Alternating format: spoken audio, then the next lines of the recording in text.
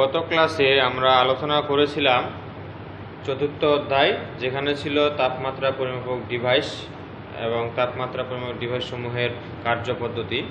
আজকে আমরা আলোচনা করব পঞ্চম অধ্যায়। পঞ্চম অধ্যায়তে আমরা আলোচনা করব প্রথমে হচ্ছে আর্দ্রতা পরিমাপ এবং আর্দ্রতার যে পরিমাপক ডিভাইস সমূহ আছে, এই ডিভাইস সমূহ নিয়ে আমরা আলোচনা করব। আর্দ্রতা বলতে আমরা কি বুঝি বা হিউমিডিটি বলতে আমরা কি বুঝি? হিউমিডিটি হচ্ছে কোনো স্থানের বায়ুতে কি পরিমাণ জলীয় বাষ্প থাকে সেটা বোঝায়, অর্থাৎ বায়ু কতখানি শুষ্ক অথবা ভিজা, আর্দ্রতা তাই দিয়ে নির্দেশ করা হয়। এটা হচ্ছে আর্দ্রতা। আর পরম আর্দ্রতা বা অ্যাবসলিউট হিউমিডিটি কি?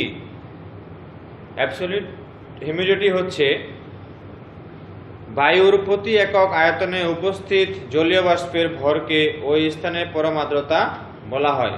অর্থাৎ বায়ুতে অবস্থিত একক আয়তন, বায়ুতে অবস্থিত জলীয় বাষ্প, যে পরিমাণ জলীয় বাষ্প থাকে সেটাই হচ্ছে ওই স্থানের পরম আর্দ্রতা। কোনো কোনো সময় নির্দিষ্ট স্থানের একক আয়তনের বায়ুতে যে পরিমাণ জলীয় বাষ্প থাকে তাকে ওই বায়ুর পরম আর্দ্রতা বা অ্যাবসলিউট হিউমিডিটি বলা হয়ে থাকে। তারপর আসি আমরা শিশিরাঙ্ক। শিশিরাঙ্ক হচ্ছে সাধারণত নির্দিষ্ট তাপমাত্রায় নির্দিষ্ট আয়তনে বায়ু জলীয় বাষ্প ধারণ করার যে ক্ষমতা সেটা সীমাবদ্ধ থাকে। যেহেতু নির্দিষ্ট তাপমাত্রায় নির্দিষ্ট আয়তনের বায়ুর জলীয় বাষ্প ধারণ করার ক্ষমতা সীমাবদ্ধ থাকে, সেজন্য আমরা বলতে পারি যে যে স্থানে তাপমাত্রা বাড়ে সেই স্থানে জলীয় বাষ্প ধারণ করার ক্ষমতাও বেড়ে যায়। অর্থাৎ তাপমাত্রা বাড়লে জলীয় বাষ্প ধারণ করার ক্ষমতা বেড়ে যায়। আবার কোনো স্থানে তাপমাত্রা যদি আমরা কমিয়ে ফেলি তাহলে ওই স্থানের জলীয় বাষ্প ধারণ করার ক্ষমতাও কমে যায়। তার মানে এটা লক্ষ্য করা যাচ্ছে যে কোনো নির্দিষ্ট স্থানের যদি জলীয় বাষ্প আমরা ধারণ ক্ষমতা বাড়াতে চাই তাহলে তাপমাত্রা বাড়াতে হবে, আর জলীয় বাষ্প ধারণ ক্ষমতা কমাতে গেলে তাপমাত্রা কমাতে হবে। তাপমাত্রা ক্রমশ কমতে থাকলে নির্দিষ্ট তাপমাত্রায় বায়ুমণ্ডল এবং ওই স্থানের জলীয় বাষ্প দ্বারা সম্পৃক্ত হয়। ওই তাপমাত্রায় বায়ুতে অবস্থিত জলীয় বাষ্প তখন শিশিরে পরিণত হয়। এই তাপমাত্রায় শিশিরাঙ্ক বলতে পারি। অর্থাৎ বলা যায় কোনো নির্দিষ্ট আয়তনে বাতাসের মধ্যে যে পরিমাণ জলীয় বাষ্প থাকে, যে নির্দিষ্ট তাপমাত্রায় ওই জলীয় বাষ্প দ্বারাই বাতাস সম্পৃক্ত হয় তাকে শিশিরাঙ্ক বলা হয়। শিশিরাঙ্ককে বা ডিউ পয়েন্টকে আমরা সেলসিয়াস স্কেল দ্বারা প্রকাশ করে থাকি।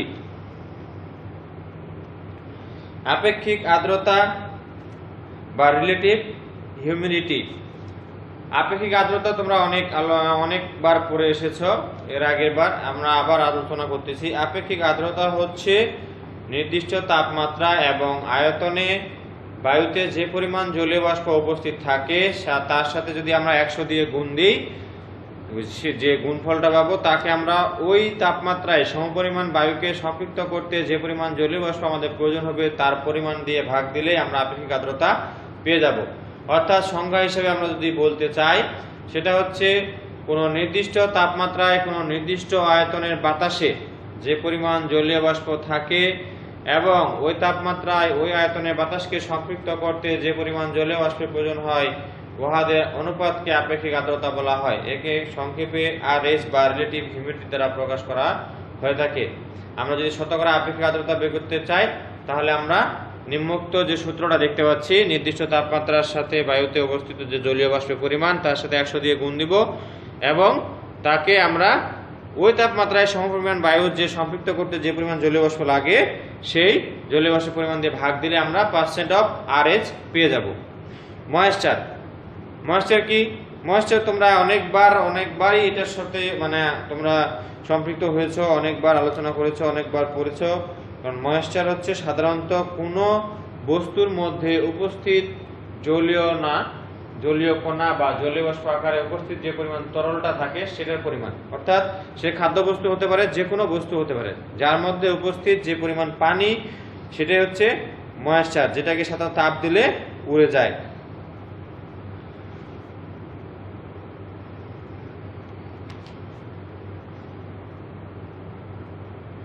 এখন আসি আমরা ড্রাই বাল্ব এবং ওয়েট বাল্ব টেম্পারেচার।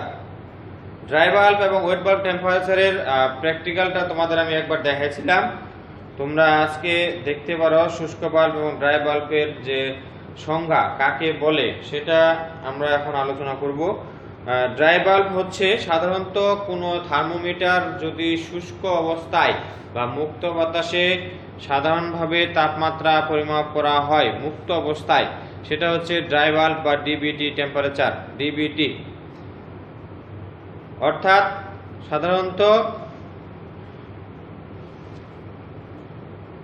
ড্রাই বাল্বটা হচ্ছে থার্মোমিটারের বাল্বটা সাধারণভাবে বাতাসে শুকনো অবস্থায় আমরা রেখে বায়ুমণ্ডলে যে তাপমাত্রা পাঠ নির্ণয় করে সেটা হচ্ছে ড্রাই বাল্ব টেম্পারেচার।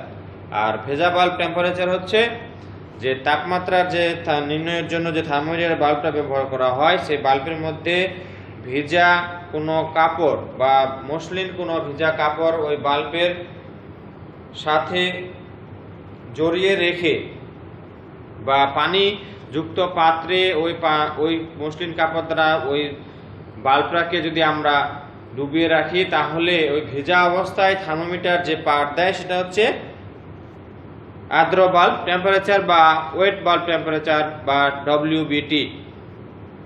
আমরা এখন ড্রাই বাল্ব এবং শুষ্ক বাল্ব থার্মোমিটার যে রয়েছে তার একটা চিত্র আমরা এখানে দেখতে পাচ্ছি। এখানে ড্রাই বাল্ব হচ্ছে নর্মাল থার্মোমিটার, এটা নর্মালি খোলা অবস্থায় বায়ুমণ্ডলের তাপমাত্রা নির্দেশ করবে এবং করতেছে। আবার যেটা ওয়েট বাল্ব টেম্পারেচার, সেটাতে হচ্ছে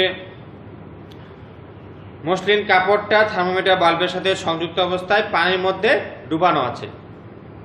এতে বোঝা যায় যে পানির কারণে কাপড়টা ভিজে যায় এবং ভেজা থাকার অবস্থায় ধরুন বাল্বটা সিক্ত থাকে বা ভেজা অবস্থায় থাকে, যার ফলে এটা আমরা ওয়েট বাল্ব টেম্পারেচার বলে থাকি। এই অবস্থায় থার্মোমিটার যে পাঠ দেয় সেটা হচ্ছে ওয়েট বাল্ব টেম্পারেচার।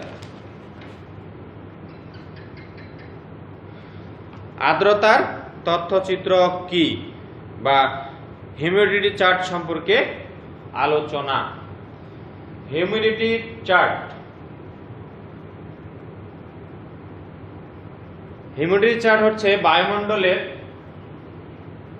আপেক্ষিক আর্দ্রতা, পরম আর্দ্রতা, dry bulb temperature, wait bulb temperature প্রভৃতি বিষয়ে যে সকল তথ্য যে চার্টে পাওয়া যায় সেটা হচ্ছে আর্দ্রতার তথ্যচিত্র বা আর্দ্রতার চার্ট।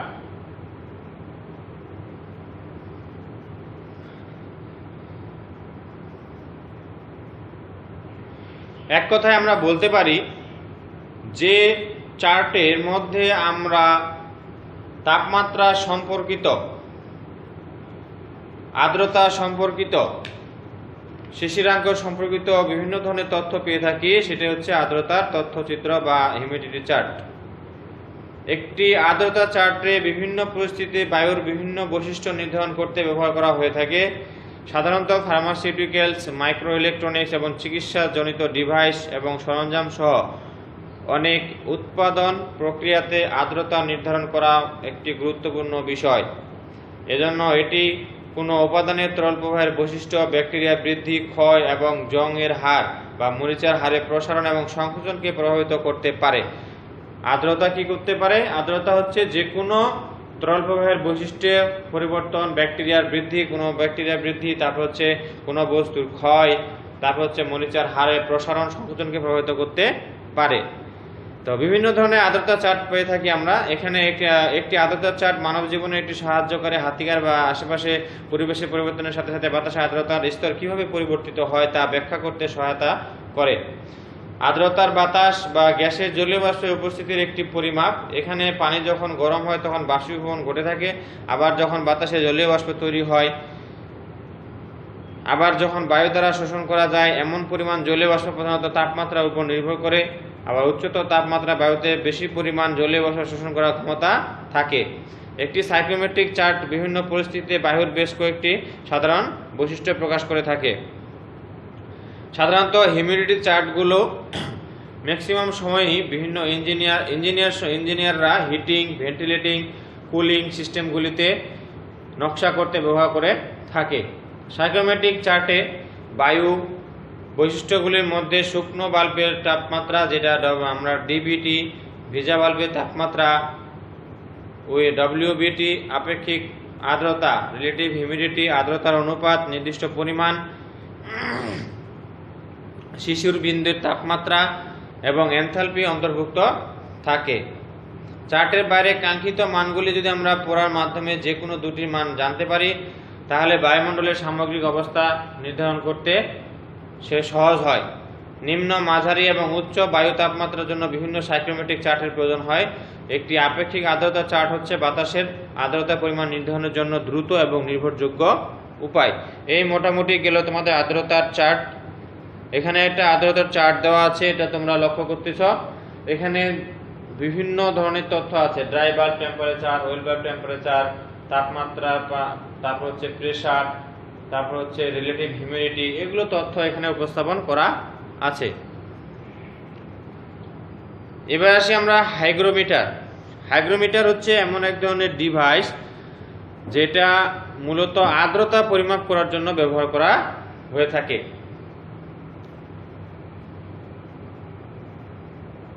সাধারণত বাতাসের বা যে কোনো গ্যাসের আর্দ্রতা বা হিউমিডিটি নির্ণয় করার জন্য যে যন্ত্রটা ব্যবহার করা হয় সেটা হচ্ছে হাইগ্রোমিটার। হাইগ্রোমিটার যন্ত্রের সাহায্যে সরাসরি আমরা পরিমাপ করতে পারি।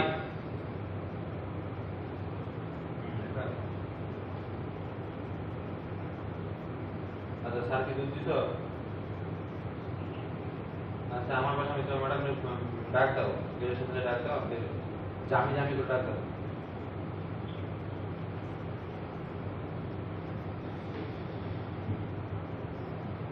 সাধারণত হাইগ্রোমিটারে আর্দ্রতার কারণে বিভিন্ন পদার্থের বৈদ্যুতিক বৈশিষ্ট্যের পরিবর্তন ঘটে।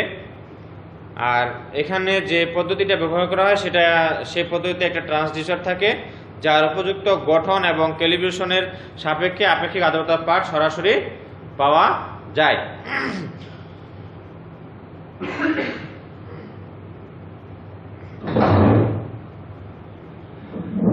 আর্দ্রতা পরিমাপের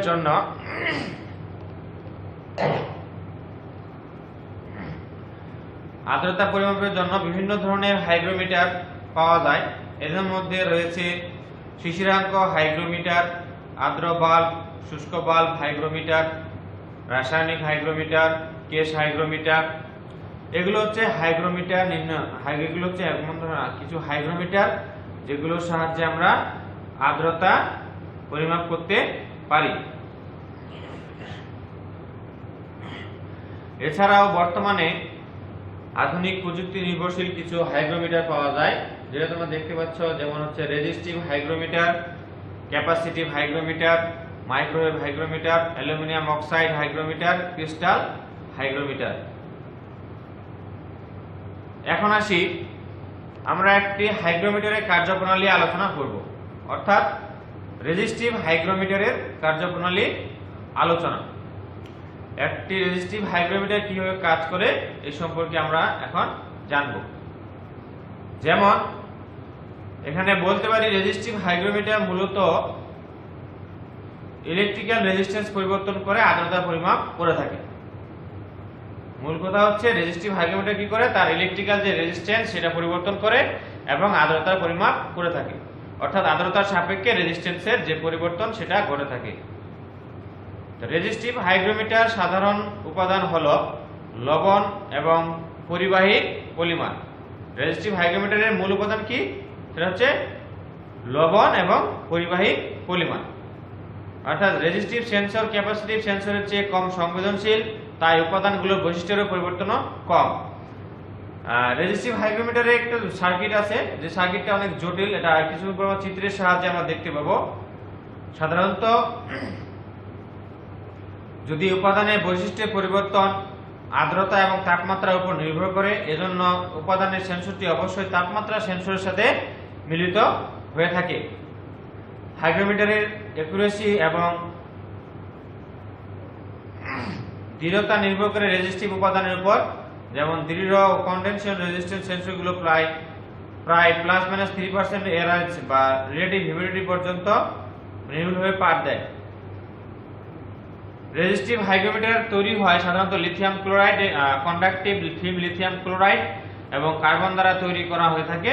লিথিয়াম ক্লোরাইড হচ্ছে হাইগ্রোস্কোপিক সল্ট বা পানিগ্রাহী লবণ। লিথিয়াম ক্লোরাইড কি? হাইগ্রোস্কোপিক সল্ট বা পানিগ্রাহী লবণ। মনে রাখবা, ছোট প্রশ্নের জন্য আসতে পারে হাইগ্রোস্কোপিক সল্ট কি বা পানিগ্রাহী লবণ কি।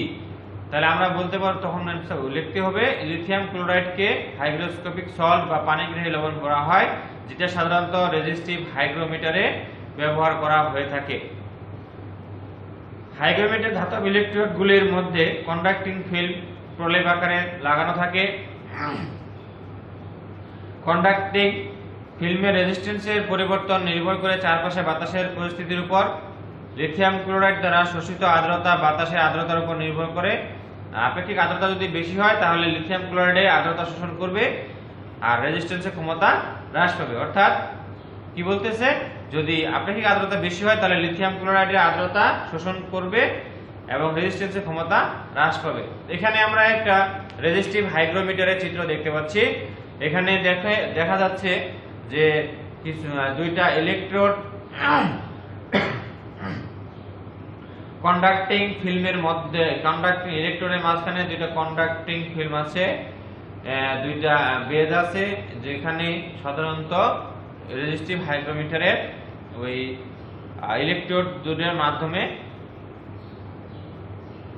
হাইগ্রোমিটার হুইস্টন বেজের সাহায্যে সরাসরি কারেন্টের ব্যবহার না করে ডিসি কারেন্ট লিথিয়াম ক্লোরাইড স্তরটি ভেঙে দিয়ে লিথিয়াম ও ক্লোরিন পরমাণুতে বিভক্ত হয়, যার ফলে কারেন্ট প্রবাহের বাধার মান রেজিস্ট্যান্সের মান প্রদর্শন করে, যা থেকে আপেক্ষিক আর্দ্রতার মান নির্ণয় করা যায়। অর্থাৎ রেজিস্ট্যান্সের মানের পরিবর্তন এসি কারেন্ট ব্যবহার করে হুইস্টন বেজের সাহায্যে পরিমাপ করা হয়ে থাকে। তোমরা চিত্রসহ রেজিস্টিভ হাইগ্রোমিটার সম্পর্কে জেনে নিবা। এবার আসি ক্রিস্টাল হাইগ্রোমিটার। ক্রিস্টাল হাইগ্রোমিটারে কিভাবে কাজ করে? অনেক ধরনের ক্রিস্টাল পাওয়া যায়, যেগুলো হচ্ছে হাইড্রোস্কোপিক। কোনো কোনো ক্ষেত্রে হাইড্রোস্কোপিক পদার্থের আবরণ দিয়েও তৈরি করা যায়। এই আবরণের পদার্থগুলোকে হাইড্রোস্কোপিক পলিমার বলা হয়ে থাকে। এ ধরনের ক্রিস্টাল একটি ইলেকট্রিক অসিলেটর প্রয়োজনীয় ফ্রিকোয়েন্সি উপাদানের জন্য ব্যবহার করা হয়ে থাকে। সাধারণত ক্রিস্টাল হাইগ্রোমিটার তৈরিতে হাইড্রোস্কোপিক ক্রিস্টাল বা হাইড্রোস্কোপিক যে উপাদানগুলো আছে এগুলোর উপরে প্রলেপযুক্ত ক্রিস্টাল ব্যবহার করা হয়। যখন ক্রিস্টালগুলোর পানির ফোঁটাগুলি শোষণ করে তখন ক্রিস্টালগুলোর ভর পরিবর্তন হয় এবং ফ্রিকোয়েন্সির পরিবর্তন ঘটে। ভরের পরিবর্তন ক্রিস্টাল দ্বারা শোষণ করা মোট পানির পরিমাণের সমানুপাতিক। অর্থাৎ যে ভরের যে পরিবর্তন ঘটে সে ক্রিস্টাল দ্বারা শোষণ করা যে মোট পানি সেটার পরিমাণের সমানুপাতিক। ফ্রিকোয়েন্সির এই পরিবর্তন থেকে আর্দ্রতার পরিমাপ করা যায়। এ ধরনের ট্রান্সডিউসার টেলিমেট্রি সিস্টেমে ব্যবহার করা হয়ে থাকে। এখানে আমরা একটি ক্রিস্টাল হাইগ্রোমিটারের চিত্র লক্ষ্য করতেছি। ক্রিস্টাল হাইগ্রোমিটার কোয়ার্টাস ক্রিস্টাল মাঝখানে সাইড দিয়ে আছে, এটাকে আবৃত করা আছে হাইড্রোস্কোপিক কোটিং এর মাধ্যমে। দুইটা ইলেকট্রোড আছে, ইলেকট্রোডের সাহায্যে সে তার যে ফ্রিকোয়েন্সি পরিবর্তন সেটা হয়। খুব সিম্পল একটা চিত্র। এবার আসি আর্দ্রতা পরিমাপে সিলিং সাইক্রোমিটারের কার্যপ্রণালী। সিলিং সাইক্রোমিটার এটার সাথে তোমরা অনেক আগেই পরিচিত আছো। আমরা ডব্লিউবিটি এবং ডিবিটি আলোচনা করেছি।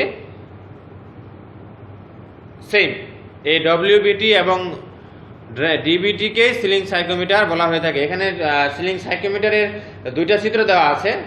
একটা হচ্ছে হ্যান্ডেল উইথ মানে হাতের সাহায্যে এটা আমরা ব্যবহার করব, আর একটা হচ্ছে ফিক্সড করা, যেটা হচ্ছে সাধারণত যে কোনো এক প্রান্তে বা কোনো দেওয়ালের সাথে বা কোথাও আটকানো অবস্থায় থাকে। আমরা খেয়াল করতেছি এখানে ড্রাই বাল্বের যে টেম্পারেচার, ড্রাই বাল্বটা সেটা হচ্ছে খোলা অবস্থায়, শুষ্ক অবস্থায় তাপমাত্রা পাঠ দিচ্ছে। আর যেটা ওয়েট বাল্ব সেটা হচ্ছে দেখি পানির সাহায্যে মসৃণ কাপড়ে ভেজানো অবস্থায় পাঠ দিচ্ছে।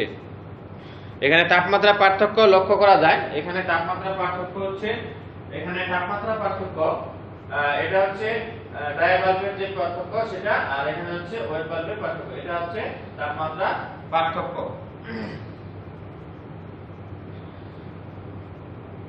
এখানে সিলিং সাইকোমিটার যে হ্যান্ডেলের সাথে বা হাতের সাহায্যে যেটা নির্ণয় করা হয়ে থাকে সেটা একটা চিত্র দেওয়া আছে। এখানে বাল্ব দুইটা আছে, একটা হচ্ছে ভেজা কাপড়ের সাথে, একটা হচ্ছে শুকনো খোলা অবস্থায়। একটা হ্যান্ডেল আছে, এই হ্যান্ডেলটা হাতের সাহায্যে ঘোরানো হয়, হাতের সাহায্যে ঘোরানো হয়। আমরা সিলিং সাইকোমিটারের গঠনটা একটু আলোচনা করতে পারি। সিলিং সাইকোমিটার কীভাবে তৈরি করা হয় একটু আগে চিত্র আমরা দেখছি, এই চিত্রের মতো এটা দেখতে।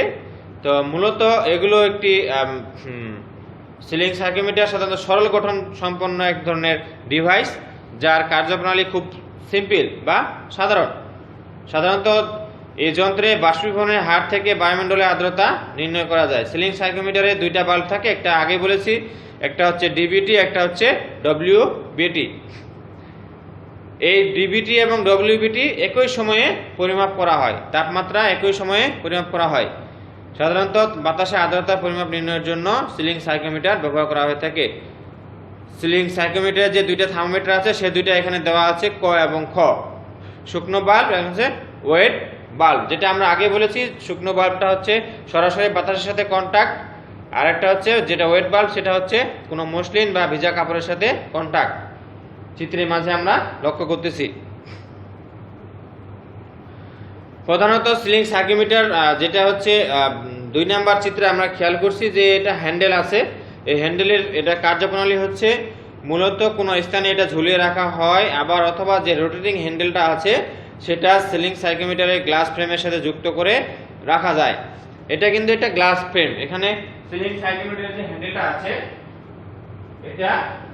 এটা গ্লাস ফ্রেমের সাথে আবদ্ধ করা আছে, গ্লাস ফ্রেমের সাথে আবদ্ধ করা আছে।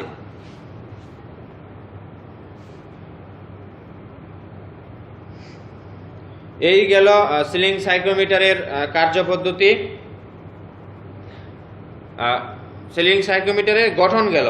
এখন আসি আমরা সিলিং সাইকোমিটারের কার্যপ্রণালী। সাধারণত এটার কার্যপ্রণালী হচ্ছে, যদি আমরা ডিবিটি এবং ডব্লিউবিটি নির্ণয় করি তাহলে থার্মোমিটারগুলো এমনভাবে স্থাপন করতে হবে যেন তাদের কাঁচের যে কাভারটা আছে সেই কাভারে প্রয়োজনীয় বায়ু চলাচল করার জন্য প্রায় 5 মিটার পার সেকেন্ড থেকে 10 মিটার পার সেকেন্ডে বাতাসটা আবর্তিত হতে পারে। যেটা আমরা ভিজা বাল্বের তাপমাত্রা সঠিক পরিমাপ কেবল তখনই পাবো যখন ভিজা কাপড়ের আশপাশে বাতাস একটি গতিবেগ নিয়ে আবর্তিত হবে, তখনই এটা পারফেক্ট ওয়েট বাল্ব টেম্পারেচার পাওয়া যাবে। বায়ুর এই বেগের জন্য সাইকোমিটারটি ঘোরাতে হয়, অর্থাৎ হ্যান্ডেল ধরে ঘোরাতে হয়। সাইকোমিটারের খালি বাল্ব মূলত শুষ্ক বাল্বের তাপমাত্রা নির্দেশ করে থাকে। একই সময়ে থার্মোমিটারে যে বাল্ব ভিজা কাপড় দিয়ে আবৃত করা থাকে তা বাতাসের সংস্পর্শে আসে এবং বাতাস সম্পৃক্ত না হওয়া পর্যন্ত ভেজা কাপড়ে উপস্থিত ময়েশ্চার বাষ্পীভূত হতে শুরু করে। বাল্বের মধ্যে শীতলতার যখন সৃষ্টি হয় তখন এই ভেজা বাল্ব একটা তাপমাত্রা নির্দেশ করে এবং শুষ্ক বাল্ব সরাসরি একটা তাপমাত্রা নির্দেশ করে। যেহেতু শুকনো বাল্বটি শুকনো অবস্থায় তাপমাত্রা নির্দেশ করে, সেজন্য অবশ্যই তার তাপমাত্রা বেশি হবে এবং ভিজা বাল্বের যে তাপমাত্রা সেটা কম হবে। একটু আগে আমি তোমাদের দুইটা থার্মোমিটারের যে পার্থক্য তাপমাত্রা পাঠের সেটা দেখাইছি। এখানে খেয়াল করো, ড্রাই বাল্ব এবং ওয়েট বাল্বের যে তাপমাত্রা পার্থক্য সেটা লক্ষ্য করা যাচ্ছে। Temperature depression.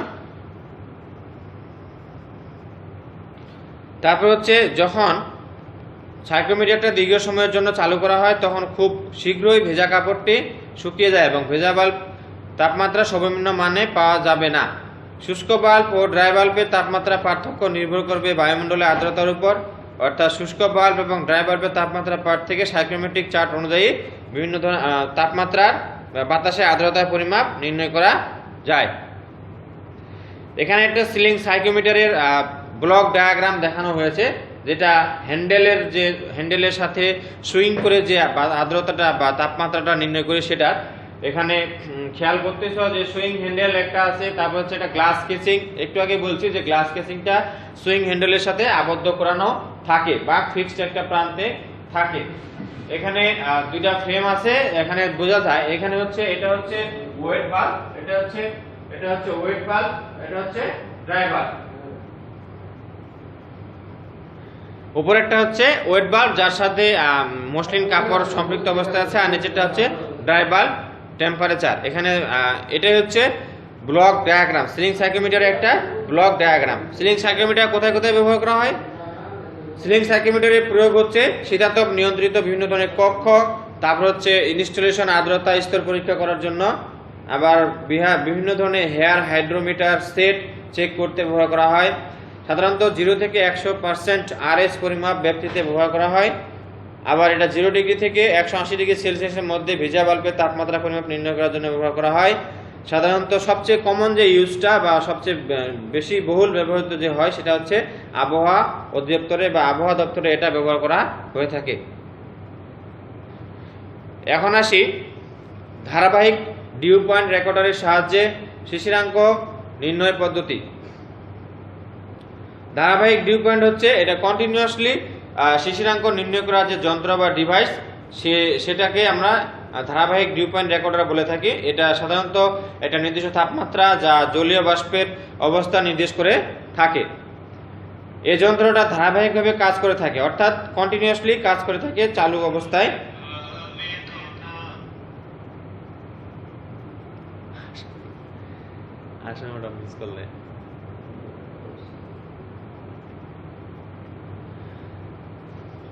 যেহেতু এটা কন্টিনিউয়াসলি ডিউ পয়েন্ট নির্ণয় করে থাকে, এজন্য এটাকে আমরা ধারাবাহিক ডিউ পয়েন্ট রেকর্ডার বলে থাকি। শিশিরাঙ্ক হাইগ্রোমিটারের সাহায্যেও বাতাসের শিশিরাঙ্ক পরিমাপ করা হয়ে থাকে।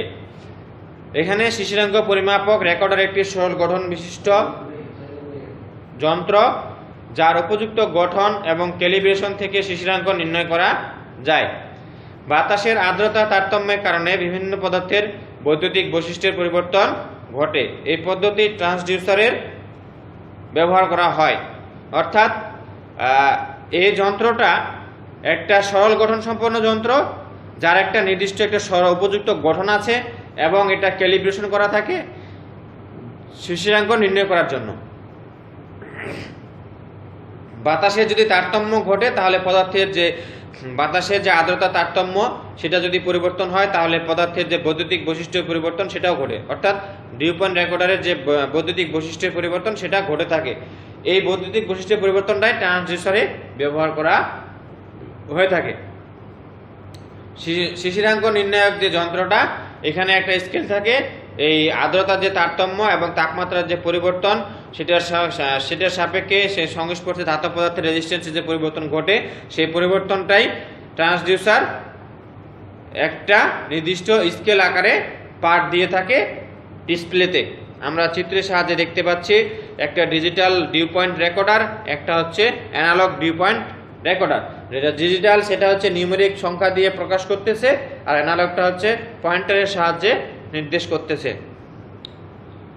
এখন আসি ময়েশ্চার ব্যালেন্স ব্যবহারের মাধ্যমে ময়েশ্চার নির্ণয় পদ্ধতি।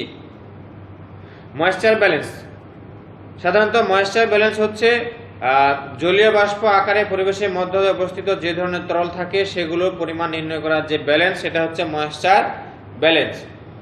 অর্থাৎ কোনো বস্তুর মধ্যে অবস্থিত যে স্যাঁতসেঁতে অবস্থা বা সিক্ত অবস্থা বা উপস্থিত পানির পরিমাণ সেটা নির্ণয়টাই হচ্ছে ময়েশ্চার ব্যালেন্সের কাজ।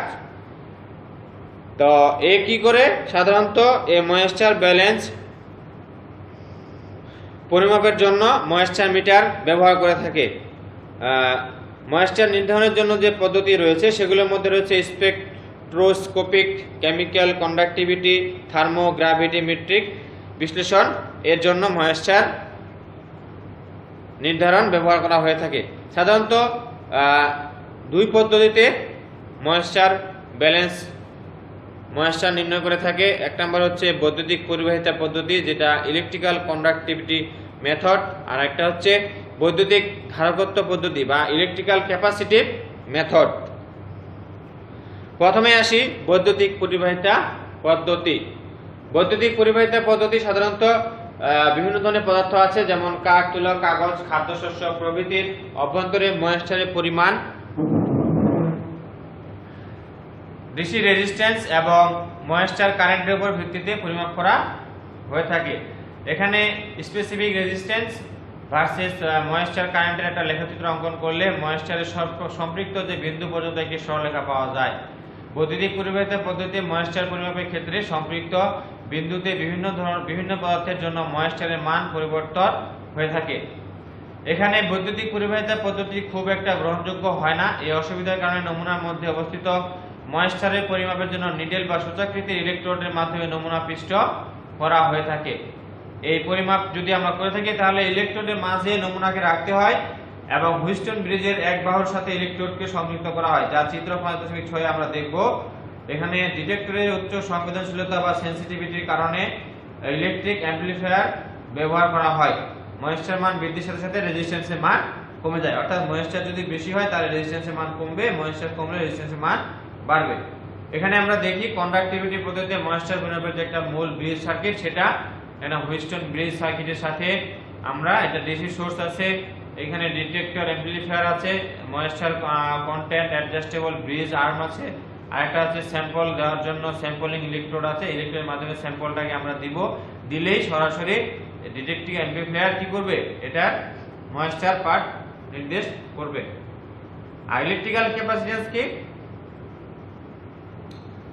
ইলেকট্রিক্যাল ক্যাপাসিট্যান্স হচ্ছে বৈদ্যুতিক ধারকত্ব। বৈদ্যুতিক ধারকত্ব পদ্ধতি, এই পদ্ধতিতে সাধারণত ময়েশ্চার নির্ণয় করা যায় নমুনার মধ্যে শুষ্ক এবং আর্দ্র অবস্থায় ডাইইলেকট্রিক কনস্ট্যান্স বা ইলেকট্রিক ধ্রুবকের সাহায্যে যে পরিবর্তন সেই নীতির উপর ভিত্তি করে এই ইলেকট্রিক্যাল ক্যাপাসিট্যান্স পদ্ধতি কাজ করে থাকে। এটা ডিটেক্টরের সাহায্যে পরিবর্তিত ফ্রিকোয়েন্সিকে পরিমাপ করে থাকে। এক্ষেত্রে নমুনা এক জোড়া সমান্তরাল পাত বিশিষ্ট ইলেকট্রোডের মাঝে রাখা হয়। চিত্রের মধ্যে আমরা এটা লক্ষ্য করতেছি, এখানে একটা ক্যাপাসিটর আছে, ডিটেক্টর অ্যাম্পলিফায়ার আছে, আর স্যাম্পলটা দুইটা ইলেকট্রোডের মাঝে স্যাম্পলটা দেওয়া হয়। এটা ক্যাপাসিটর পদ্ধতিতে ময়েশ্চার পরিমাপের মূল ব্রিজ সার্কিট। এবার আসি সাইক্লোমেট্রিক চার্টের ব্যবহার।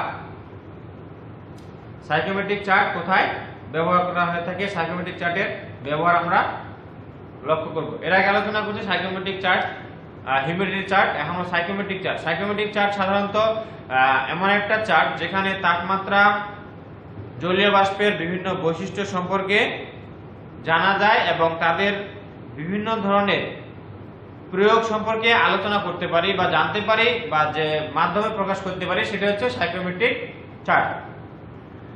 সাধারণত বাতাসের 7টি বৈশিষ্ট্য নিয়ে সাইক্লোমেট্রিক চার্ট তৈরি করা হয়ে থাকে, অর্থাৎ যে চার্টের মাধ্যমে বাতাসের যে কোনো 2টি বৈশিষ্ট্য বা গুণাগুণ জানা থাকলে অপর 5টি বৈশিষ্ট্য জানা যায়, সেটাই হচ্ছে সাইক্লোমেট্রিক চার্ট। অর্থাৎ যে সাইক্লোমেট্রিক চার্টে 7টা বৈশিষ্ট্য থাকে বাতাসের, সেই 7 বৈশিষ্ট্যের মধ্যে যে কোনো 2টা জানা থাকলে অন্যান্য বৈশিষ্ট্যগুলো আমরা বের করতে পারি। বিশেষত এয়ার কন্ডিশনিং ডিজাইনের জন্য এটা খুব প্রয়োজনীয় একটা চার্ট। এই চার্ট থেকে বিভিন্ন অবস্থার গতি সহজে, বিভিন্ন অবস্থা অতি সহজে নির্ণয় করা যায়। যেমন আমরা যদি ড্রাই বাল্ব, ডব্লিউবিটি এবং ডিবিটি জানি তাহলে আরএস জানতে পারবো, আর যদি ডিবিটি জানি আর আরএস জানা থাকে তাহলে ডব্লিউবিটি জানতে পারবো। আবার যদি ডব্লিউবিটি এবং আরএস জানি তাহলে ডিবিটি জানতে পারবো। আবার ডিবিটি এবং ডব্লিউবিটি জানা থাকলে ডিউ পয়েন্ট জানতে পারবো। আবার ডিবিটি এবং আরএস জানা থাকলে ডিউ পয়েন্ট জানা যাবে। আবার যদি ডিবিটি থাকে, আরএস জানা থাকে, তাহলে আমরা বাতাসে যে বাষ্পের পরিমাণ সেটা জানতে পারবো। অনুরূপভাবে dry bulb temperature, dew point, wet bulb তাপমাত্রা, আপেক্ষিক আর্দ্রতা,